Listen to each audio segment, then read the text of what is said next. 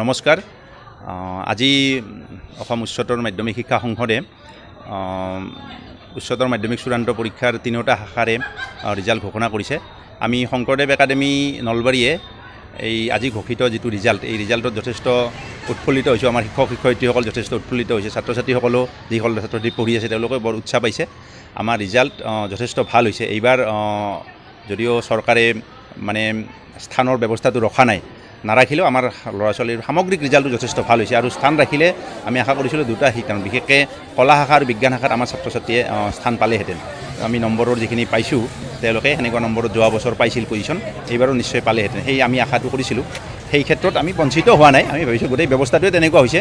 ছাত্ৰ ছাত্ৰীসকলে আজিকালি নম্বৰৰ প্ৰতিযোগিতাটো তেওঁলোকে কৰে আৰু সেই প্ৰতিযোগিতাটোত তেওঁলোকে খুব ভাল ধৰণে অৱতীৰ্ণ হ'ব পাৰিছে। সেইটো আমাৰ কাৰণে এটা ভাল লগা কথা। আৰু তাতকৈ ডাঙৰ কথাটো হৈছে আমি আমাৰ যিখিনি ছাত্ৰ ছাত্ৰী খুব নিৰ্দিষ্ট ধৰণে যিটো আমাৰ পৰিশীলিত ৰূপত ইয়াত পাঠদান আমি ব্যৱস্থাটো কৰোঁ। তেওঁলোকে পঢ়া শুনা কৰে, ডিচিপ্লিন ৱে এটাত তেওঁলোকে পঢ়া শুনা কৰে। আৰু এই গোটেই কথাখিনি আমাৰ শিক্ষক শিক্ষয়িত্ৰীখিনি কাৰণে যথেষ্ট পৰিমাণে সম্ভৱ হৈছে। আমাৰ শিক্ষক শিক্ষয়িত্ৰীখিনি যথেষ্ট পৰিমাণে তেখেতসকলে কষ্ট কৰে।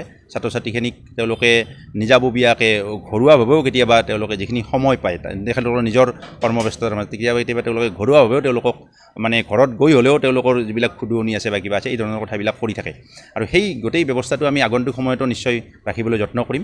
আৰু সেই ধৰণৰ এক ধাৰাবাহিকতা থকাৰ কাৰণে শংকৰদেৱ একাডেমী 1999 চনৰ পৰা আজিলৈকে ধাৰাবাহিকভাৱে পজিশ্যন পাই আছিলে। এইবাৰ যদিও পোৱা নাই, মই কৈছোঁৱে যে যদি পজিশ্যন ৰাখিলেহেঁতেন শিক্ষা সংসদে তেতিয়া নিশ্চয় পালেহেঁতেন।